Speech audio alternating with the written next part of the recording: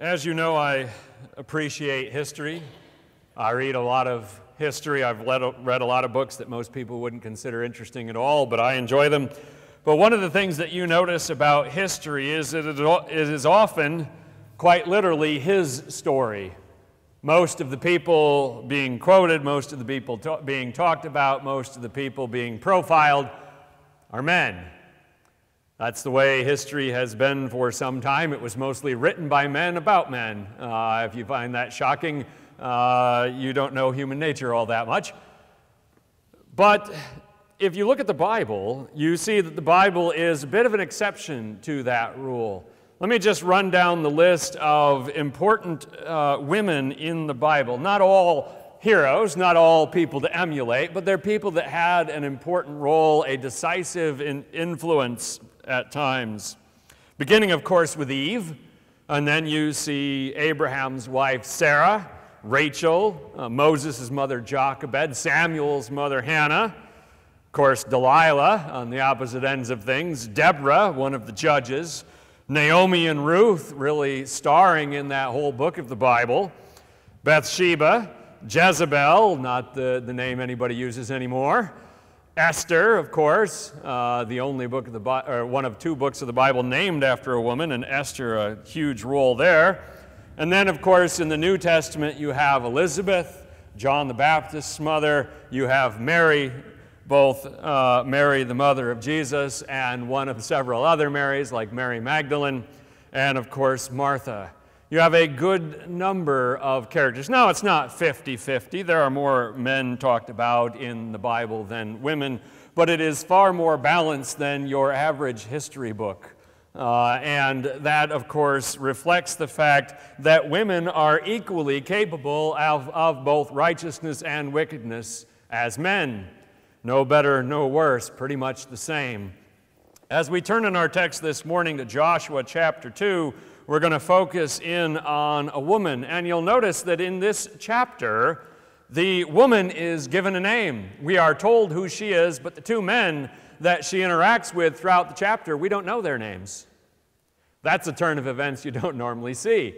And so we'll just refer to them as the two spies or the two men, but her we know. So let's look at the first verse to begin. It says, "Then Joshua son of Nun secretly sent two spies from Shittim. Go look over the land, he said, especially Jericho. So they went and entered the house of a prostitute named Rahab and stayed there." This probably took place, the sending of the spies, before the events of chapter 1, when God said to Joshua, "I'll be with you, go into the land, conquer." This is probably something he did not long after the death of Moses, as he tried to formulate, what is our next move? What do we do next? How do we approach the entering into the promised land? You remember that 40 years before this, Joshua was a spy himself. He was one of the 12 spies that went into the promised land at the command of Moses. And now he is sending two, but he is sending them secretly. He didn't tell the people. Back when Moses sent the 12 spies, it was public knowledge, and when the spies came back, they shared their impressions. 10 of the spies said that place is well guarded, the cities have big walls, the armies are impressive, we should go somewhere else, we're not going to win. 2 of the spies, of course, said that doesn't really matter because the Lord will fight for us and we will be victorious. Joshua was one of those 2, Caleb was the other. Joshua, perhaps fearing his own people's prevarications, decides to do this secretly so that they don't have a repeat of what happened back at Kadesh Barnea. He sends the 2 spies, the 2 unnamed spies, and tells them, look at Jericho in particular, which of course makes absolute sense because Jericho sits astride the road that goes from the Jordan River Valley up into the highlands of Judea where Jerusalem is. It is the most logical and natural first target for any people invading from the east, and so he wants them to look at Jericho. When they get there, it says they entered the house of a prostitute named Rahab. That word, the translation of the Hebrew word that we have here in English as prostitute, is not without its controversy. In the history of the church and even amongst the rabbis before the time of Christ, there were some who did not believe that that was a fair translation, thought instead it should be innkeeper, in part because there was an awful lot of overlap between the two professions in the ancient world. There obviously were not chain motels. You did not go into Jericho and stay at the Motel 6 or the Holiday Inn or anything like that. And oftentimes the innkeepers had that other business going on as well within their place of their hotel or their motel or whatever you want to call it. So we don't know, honestly. I have seen some commentators who said if she was a prostitute, then how could Jesus have included, how could she have been included in the line of Christ? And then other people that said, well, no, that's the perfect thing because it shows that even she can be redeemed and turned into somebody that could be a forebearer of Jesus. I don't need to take a stance on it either way. The NIV obviously thinks that this is the right translation. It doesn't really matter. Maybe she was both. Maybe she ran the establishment and was a madam at the same time. Hard to say. It makes more sense if she was an innkeeper that they stayed at her house. I'm not quite sure what the spies are up to going into the home of a prostitute, unless they thought nobody would look for them there, but obviously that didn't work either. So any which way, there is Rahab, and they stay at her house. She is a remarkable woman, and we will see some of her quality here in a bit. The rest of her story, of course, is equally interesting. She will eventually, and we don't know how this came about, but she will eventually marry a man from the tribe of Judah. They will have a son whose name you probably recognize. His name is Boaz. Boaz is the man that Ruth marries in the book of Ruth, and Ruth is a direct ancestor of David, making Rahab a direct ancestor of King David, making her a direct ancestor of Jesus himself. In the Gospel of Matthew, Matthew makes it quite clear that Rahab is one of Jesus' ancestors. So this woman, from where we see her here in the very first time in the book of Joshua, will end up being part of that amazing lineage. Let's see why Rahab is so unusual. Beginning in verses 2 and 3, it says this: the king of Jericho was told, look, some of the Israelites have come here tonight to spy out the land. So the king of Jericho sent this message to Rahab: bring out the men who came to you and entered your house, because they have come to spy out the whole land. When they call him the king of Jericho, don't think like the king of France kind of thing. At this time, Canaan was divided up into a whole bunch of small little kingdoms, little fiefdoms. They all had someone who called themselves the king, but he probably only ruled over the city of Jericho and the surrounding farming area. He says the spies are here. Now, that's not surprising that they were expecting spies. They know that this massive nation of people are just on the other side of the Jericho River. You would expect that they would send out some scouts, some spies, some people to look ahead of bringing the whole people across the Jordan. So they're on the lookout. We don't know how he heard that the spies were at Rahab's house. Did someone notice them coming into the city and watch where they went and then went and reported? We don't know how that happened, but obviously he learned about it. Interestingly, he didn't send his soldiers into her house to search it. That's what you would expect, right? They would knock down the door, they would start throwing over things and looking for in every hiding place, knock her down and say, where are the men? You would normally expect that. And maybe in our day and age, that's exactly what would happen. Perhaps this came about this way because in the ancient world, they considered hospitality to be sacred. If you brought someone into your home and they were your guest, it was absolutely, not just in Israelite culture, Canaanite, Babylonian, Greek, Egyptian, all of these different cultures believed that that person could not be harmed while in your home. It would bring great shame upon you. And so you would protect even someone you disliked if they were a guest in your home. And so perhaps even someone like Rahab had that much courtesy from the ruler of the city. It's hard to say exactly. Other people would say, well, that's because she wasn't a prostitute. She was a respected member of the business community, and he didn't want to make her mad. I don't know what way it was, but he didn't knock down the door. He just said, send them out. Of course, he figures that's exactly what she'll do, right? Why would she protect spies from the people that are trying to invade and conquer the city that she lives in? There seems to be no reason for it. Verses 4 through 7. But the woman had taken the 2 men and hidden them.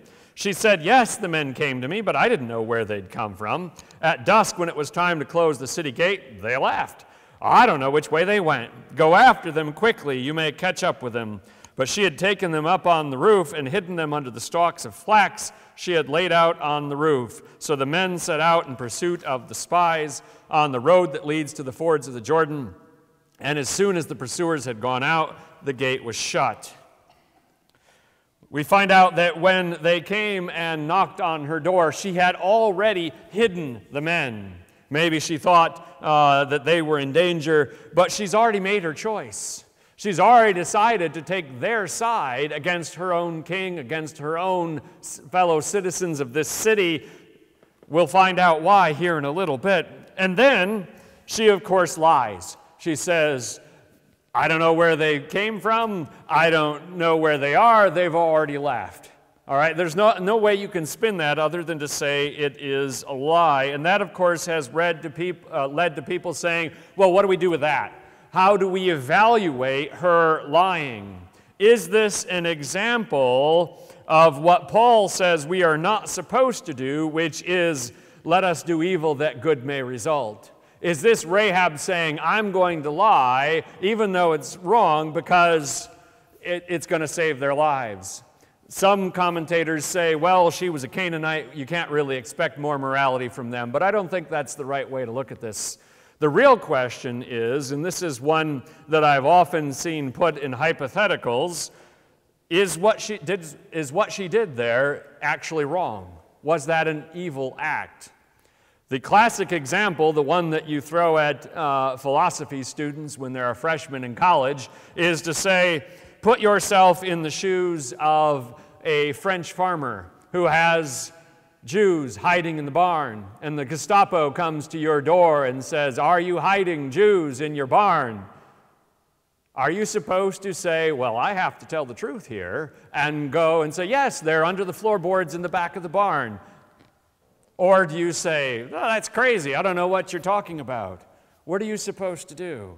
Are you supposed to tell the truth, the whole truth, and nothing but the truth, anytime, anywhere, for whatever reason, and just say, hey, if God wants to protect them, then when the Gestapo opens up, he'll look down into the hole where they're hiding, and he won't see them. It will be a miracle. Is that what you're supposed to do? And there are a good number of Christians who say that's exactly what you're supposed to do. You're supposed to just say, hey, it's in God's hands, I'm going to tell the truth either way. And other people say, well, that's not really what the 10 Commandments mean when they say, don't bear false witness against your neighbor. It's an interesting dilemma, and one that is not easily answered because many people have debated it over the years. I have an interesting example, a story that was told to me by the pastor I was raised under, Pastor Frank, back in Michigan. In the 1980s, he went with the missionaries that we supported that were living at the time in West Germany, on the western side, of course, of the Iron Curtain. They went into the Eastern Europe, and they smuggled in their vehicle a large number of Bibles hidden in secret compartments. When they got to the border guards, of course, the border guards asked, are you sneaking in Bibles? It was one of the things they were asking back then. And the response, he told us that the missionary from Germany said is, do you see any Bibles here? Which is an interesting way of saying, I'm going to try to split this baby in half. I'm not going to lie, but I'm not going to offer up the actual answer to your question. Is that the way to go? I wonder. I know some people said that no matter what, even in a life or death situation, you must tell the whole truth and hold nothing back. But I wonder how often they do that in real life. Their wife says, "Do I look fat in this dress?" Do they say, "Well, yes, dear, I'm sorry, that one makes you look fat"? I don't think they do, at least unless they want to get slugged. I wouldn't recommend it. I've been married long enough to know that that's a question you never answer. You say, "What? I heard something. There's a phone ringing," and you run away. You find a way around it. It's an interesting question. It actually speaks to a moment in church history, one that I will highlight in my seminars, and that's called the Donatist controversy. In the 3rd and 4th century, in the early days of the church, there were a couple of periods of extreme persecution of the Christian community by the Roman Empire. During that time, individual Christians were faced with a question: do you admit to being a Christian and possibly be murdered, or do you lie? If they ask you, will you worship the emperor? Do you fake it? Or do you say, "No, I won't," and perhaps go to prison, perhaps be killed? After that period of persecution ended, and of course some people lied and some people didn't, some people were martyred and some people managed to escape, they ran and went into hiding, all of that. After that happened in North Africa, the church was bitterly divided over whether or not the ones that lied in order to save their own lives could be forgiven. Some saying, those that didn't lie, saying, "Really, you're not in the church anymore. You denied Christ, and so we don't want to have anything to do with you." And for the next 7 centuries, until the late 8th century, when the area was conquered by Arab Islamic armies, the church there was still divided over that issue. There were 2 separate churches of the people that were from the group that never lied and the people that did, and they never reconciled over that issue, which is really basically this same issue. Some saying, "I'll trust God," and some saying, God didn't, raise no fool. I'm not going to get myself killed. It's an interesting one. I'm not telling you what to do, but I also recognize that the exception, if there is one here, is exceedingly rare. Most of us never face a moment where telling the truth could get us killed. Most of the time, when people are trying to find a way out of telling the truth, they're doing it for far less important reasons and far more self-serving reasons. That, I am quite certain, is always the wrong way to go. So we will leave Rahab's choice for the commentators to continue to argue about. That's what she did do. What happens next starts in verse 8. Before the spies lay down for the night, she went up to the roof and said to them, "I know that the Lord has given you this land, and that a great fear of you has fallen on us, so that all who live in this country are melting in fear because of you. We've heard how the Lord dried up the water of the Red Sea for you when you came out of Egypt, and what you did to Sihon and Og, the 2 kings of the Amorites east of the Jordan, whom you completely destroyed. When we heard of it, our hearts melted in fear, and everyone's courage failed because of you. For the Lord your God is God, in heaven above and on earth below." An amazing statement from Rahab, full of some deep truths. First off, she says, "I know the Lord has given you this land." The question, of course, becomes, where did she know that from? Obviously, she knows about the crossing of the Red Sea. She knows about the victory over the Amorites. Is this the result of her just looking at the news and saying, 2 + 2 = 4? Or did God give Rahab a special revelation, some sort of vision, some sort of spiritually blessed conviction? Either way, it's remarkable. Either God reached out and spoke to this woman, or she figured that out for herself. Either one of those 2 answers is amazing. She says, "I know He's given you this land." The Canaanites had their own gods. They believed that their gods would protect them. The average Canaanite believed their own God was powerful. And Rahab says, "I know they're not going to win. This isn't going to help us one bit. This land is already spoken for." And so she says, "Fear of you has fallen on us." Not because they were militarily inferior. The people living in Canaan were better armed and on the defensive. They had cities with powerful walls. They should have been able to defeat this invading Israelite army. It should not have gone the way that it will in the book of Joshua. It wasn't the military situation that had Rahab and all the people of Jericho in fear. It was the spiritual one. They were convinced that the God of the Israelites was superior to their own gods and that they could not stand against them. For one reason, they knew about the crossing of the Red Sea. It's been 40 years, but that story obviously went far and wide, and people were still talking about it a generation later. So when the Israelites showed up east of the Jordan River, the people all were saying, those are the ones that got away from Pharaoh by crossing the Red Sea. And that made them scared because that's a pretty amazing thing. And then when they got there east of the Jordan, they had a battle with two of the local kings there, and they wiped them out. That term completely destroyed refers to something that will be important in Joshua, and we'll look at it more later. It's a very difficult thing for us to wrap our heads around here in the 21st century.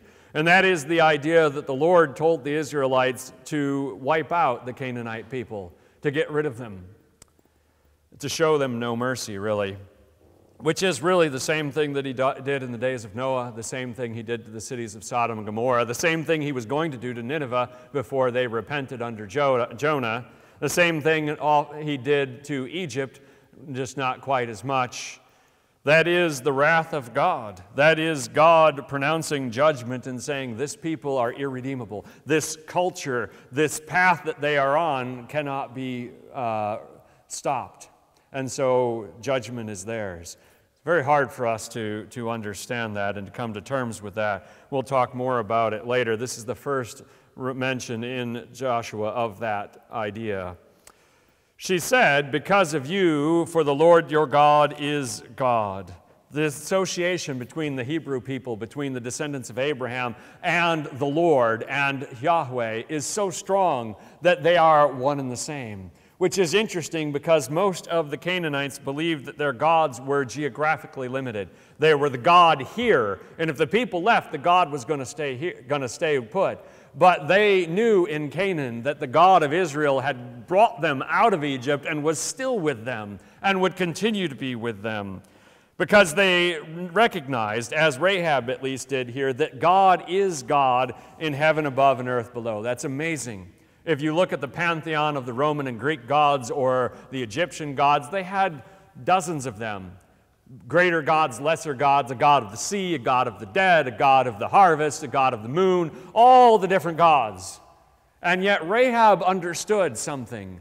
This is a deep theological truth. She understood that the God of the Israelites was above those somehow, that he was not on their level, and therefore he was to be feared. He was to be respected. And so this is what she's going to do, verses 12 through 14. Now then, please swear to me by the Lord that you will show kindness to my family, because I've shown kindness to you. Give me a sure sign that you will spare the lives of my father and mother, my brothers and sisters, and all who belong to them, and that you will save us from death. Our lives for your lives, the men assured her. If you don't tell what we're doing, we will treat you kindly and faithfully when the Lord gives us this land.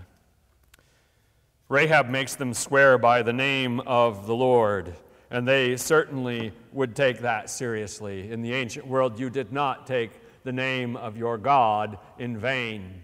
It's in, of course, the Ten Commandments, but it was a widely understood idea. Don't mess with your gods. If you remember the story of Odysseus in the Odyssey, he mocked the gods, said, I conquered Troy without you. I didn't need you. You were not a help. And of course, the next 13 years he spends trying to get home after one disaster after another because the gods say, don't do that. She says, swear by the name of your God. Show kindness to my family. What else would you ask for? If you believe that your city is doomed and all of its people in it, what else would you ask for than for your own family to be spared? The most natural thing in the world.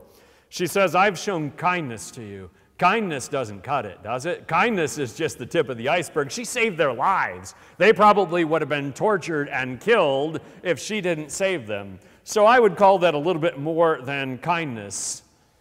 She says, give me a sign.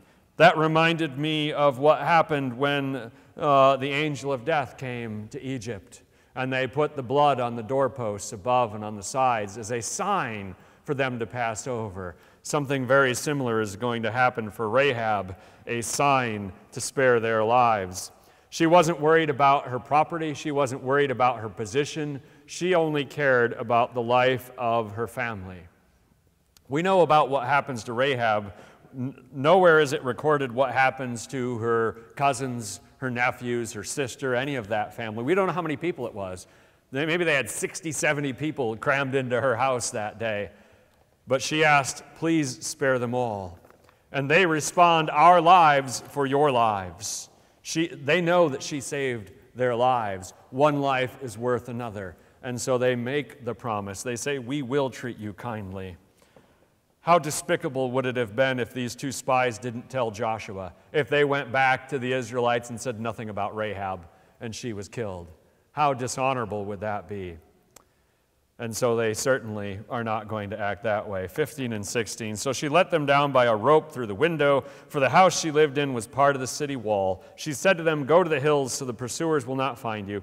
Hide yourselves there 3 days until they return, and then go on your way. She even really understands military tactics. This is a remarkable woman. She said, don't go for the Jordan right now. Wait a few days in the hills, and then go after they give up. But she lets them down by a rope through the window. That's the exact same thing that the Apostle Paul himself will do to escape the city of Damascus later on. They will be watching the city gates of Damascus. His friends let him down in a basket over the city walls. Having your house as a part of the city walls is actually quite common because those cities were crowded. People used up all available space, and if you can build your house with only building 3 walls instead of 4, why not? Use the city wall as your back wall, and you've just cut your building cost by a quarter. And so that's where her house was, thankfully. She lets them down, and they get away. Closing words from the men before we're nearly done here. Now the men had said to her, this oath you made us swear will not be binding on us unless, when we enter the land, you have tied this scarlet cord in the window through which you let us down. And unless you have brought your father and mother, your brothers, and all your family into your house, if any of them go outside your house into the street, their blood will be on their own heads. We will not be responsible. As for those who are in the house with you, their blood will be on our head. If a hand is laid on them, but if you tell what we're doing, we'll be released from the oath you made us swear. Agreed, she replied, let it be as you say. And so the details of the promise are hashed out. They tell her to put this scarlet rope in the window. It is both a sign for the Israelites when they come and a sign of further obedience and faith on the part of Rahab. Of course, her house will become a literal sanctuary for her family. And if they are there, they will be saved. In the end, one woman's courage, one woman's decisiveness, her decision to trust in the Lord, a God that she did not herself yet know. She trusted in the Lord enough to save her entire family. What an amazing act, what an amazing response. And then they say, their blood will be on their heads. If not, the blood will be on our heads. And you might be wondering, why are we talking about blood on people's heads? That was their way of talking about blood guilt. They considered blood guilt to be a very important thing, and they took it quite seriously. They believed that if someone was murdered, that blood would cry out for vengeance from the gods. In the story of Oedipus, a Greek tale, one of the tragic Greek stories, in the story of Oedipus, Oedipus unknowingly murders his own father. He was raised apart from his father. He didn't know who his father was. He meets him on the road and kills him. And everything seems to be going forward in the story, but that blood guilt remains. And by the end of the tragedy, Oedipus is found out as the murderer of his own father, and he is punished severely. It's the way of them reinforcing the moral of the story that blood will out. It is a serious thing. And so the spies say, we will take that seriously. If anyone from your family is hurt in the least, we will be held responsible. And then the spies return, beginning in verse 21. Flip the wrong page. So she sent them away, and they departed, and she tied the scarlet cord in the window. When they left, they went into the hills and stayed there 3 days until the pursuers had searched all along the road and returned without finding them. Then the 2 men started back. They went down out of the hills, forded the river, and came to Joshua, son of Nun, and told him everything that had happened to them. They said to Joshua, "The Lord has surely given the whole land into our hands. All the people are melting in fear because of us." Rahab does as they made the bargain. She puts the cord in the window. She follows suit, demonstrates her trust in the Lord and her faith. Whether you think she was an innkeeper or a prostitute, this is an amazing woman who, by her actions, changed the course of her family's history. Instead of coming to an end, it continued. The spies return, they go across the Jordan River, and they report the truth. They keep their promise to Rahab. They tell Joshua what happened. And what is their report? Remember when 10 of 12 spies came back before, they were afraid. These 2 spies, however, say, "Hey, God is on our side." Listen to how the people of Jericho have been speaking. Listen to the fear that they have. God is obviously on our side. He saved our lives miraculously in the city of Jericho, and the people are afraid. Let's go. They have all this enthusiasm. This is a sharp contrast to what happened 40 years before. Now we see the people of God believing in the power of God. We will see this in the next chapter as they cross the Jordan River, and after that as they face the city of Jericho. 3 things I want you to take away from this, 3 easy things to remember. Number 1, anyone can come to the Lord in faith. Prostitutes, convicts, drug addicts, slave owners, all sorts of people in the history of the church have made amazing conversions and turned their life over to the Lord. Secondly, to rightly fear the judgment of God is the beginning of wisdom. That's what the proverb that we read this morning says. If you don't fear the wrath of God at sin, you are on a path of foolishness. We need to rightly understand the righteousness of God. And then thirdly, if we have legitimate faith and trust in the Lord, it's going to lead to action. Rahab took action because she believed. If you believe, it must lead to action.